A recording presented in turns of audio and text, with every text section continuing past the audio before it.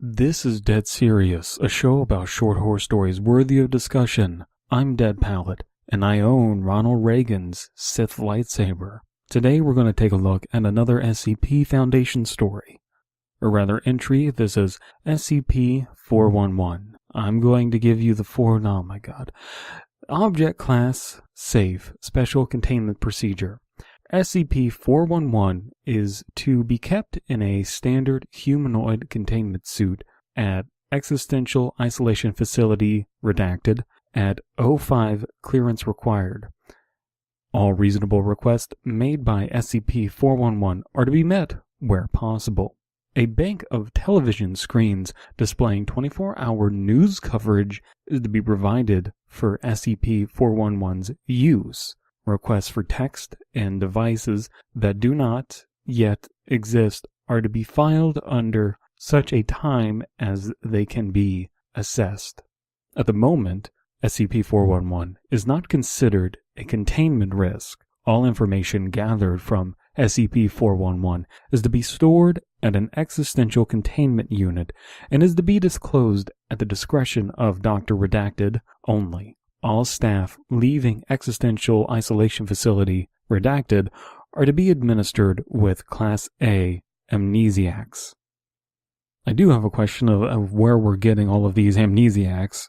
That seems like a little bit of a plot contrivance, but we're already dealing with supernatural bullshit, so I'll grant it. We are taking a look at a photograph on the page for this SCP, which is a withered, apparently Caucasian man, looks almost homeless, and it says SCP-411 at recovery. He has disheveled hair and he's wearing some sort of cloak, probably a disposable poncho of sorts.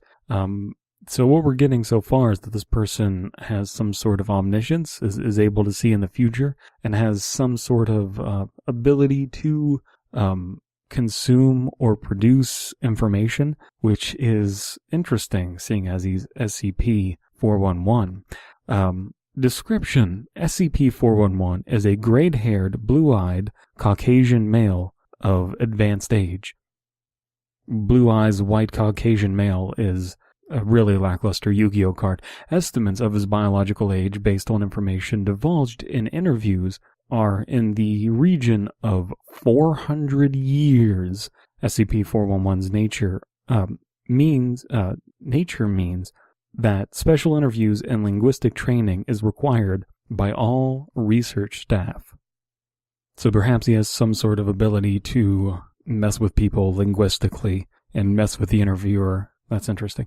SCP-411 ages in reverse, growing younger at the same rate that a normal human ages. SCP-411's memory also functions in reverse. SCP-411 has no recollection of past events, but can recall the future. Don't know how I feel about that, but let's see where they kind of take this, because that's a really bizarre and abstract concept, so maybe they have a few examples of practical applications of this. Much of the information we have gathered about SCP-411 originates from the work of Dr. Lytaker, an individual who appears not to work for the Foundation as of yet, via the recollections of SCP-411 himself. As such, caution is to be used when applying this information. So SCP-411 understands how SCP-411 works because Dr. Lytaker, whose name isn't redacted because they don't work for the company and they don't work for SCP Foundation.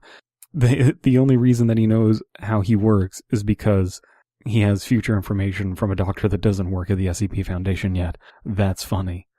SCP-411 speaks as an yet unknown dialect of English that has significant grammatical and vocabulary deviations from modern English.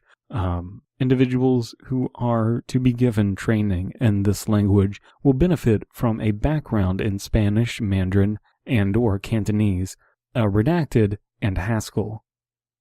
Alright, so this person, who is presumably American, I'm just going to go out on a limb and guess that, although I have no reason to believe that other than the fact that he's a Caucasian male, apparently wherever SCP-411 is from has gone through a significant cultural shift, resulting in the influence of Spanish, Mandarin, and or Cantonese, Redacted, and Haskell. So, again, they found two cute ways of using the mechanic of SCP-411, the crux of his idea, of his entry, to write something interesting. But let's see if they could come up with something truly unique. SCP-411's ability to recall future events is hindered by his advanced biological age.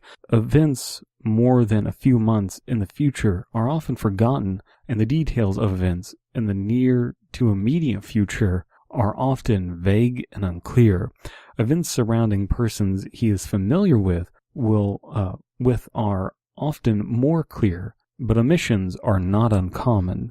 In addition, deviations from SCP-411's memory of the future causes SCP-411 significant mental harm and can often render him catatonic for days due to the potential for valuable data to be lost in this fashion, particularly as one recollection often triggers other more significant recollections. SCP-411's memories are only to be acted upon in the following situations. Okay, so this thing is valuable to the SCP Foundation to an extent, insofar as he is able to meet the following criteria. So they do have rules in place so it doesn't get super fucking silly, and he's just able to predict everything ever. That's a cool way to limit what is possible with this SCP to where it doesn't become, just batshit insane, uncontrollable magic. 1. Risk of serious injury, security breach, or death of the Foundation. Mandatory. 2. Risk of K-class scenario. Mandatory. So I'm guessing K-class scenario has something to do with Keter-class objects, which are inherently dangerous. 3. Risk of Class 1 security breach. Mandatory. 4. Risk of death of O5 personnel. Advised. So that's less important than K-class scenarios and the other things. 5. Risk of significant or destructive SCP containment breach. Advised. 6. Risk of Class 2 security breach. Suggested. 7. Risk of multiple senior research staff death. Suggested. I do just love this theme of everyone at this organization is disposable on an individual level, but the organization itself is not disposable because it's too important. That's the kind of military mentality I guess you would have to take if these things were real. While a full course of training is required to interact with SCP-411, the following guidelines should be followed if emergency meetings are required. 1. From the viewpoint of SCP-411, your first meeting is your final meeting. Distress or other heightened emotional states are not cause for concern. 2. SCP-411 will reference events in your future as if they were in your past. Do not attempt to act on these events. 3. SCP-411's perspective on an event is roughly opposite to that of a normal observer. 4. SCP-411 will answer your questions before you ask them and will not recall any point in the conversation prior to your current question. Do not fail to ask questions SCP-411 has answered. That is really cool. SCP-411's advanced age should be taken into consideration when interviewing him. Overly long sessions can leave SCP-411 physically and mentally drained.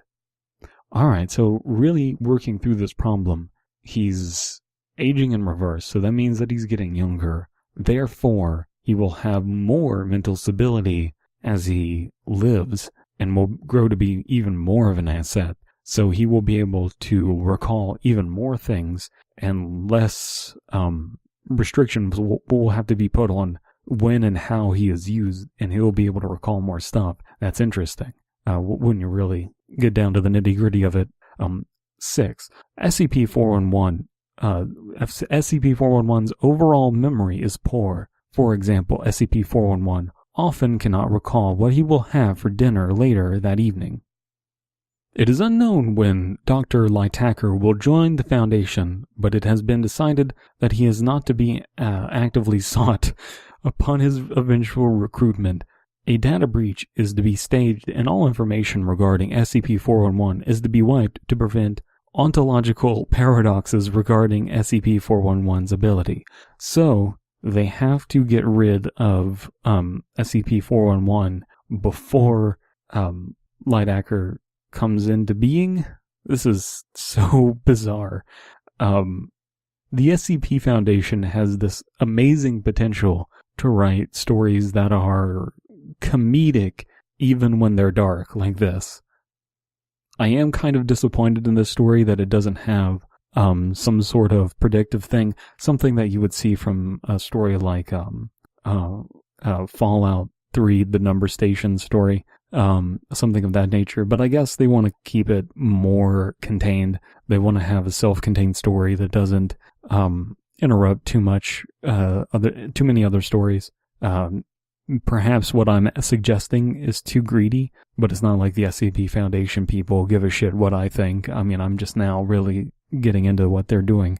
But at the end of the day, this is a cute little entry. I'm having a blast going through these little things. But let's get on to our sponsor of the day. Mini Pool.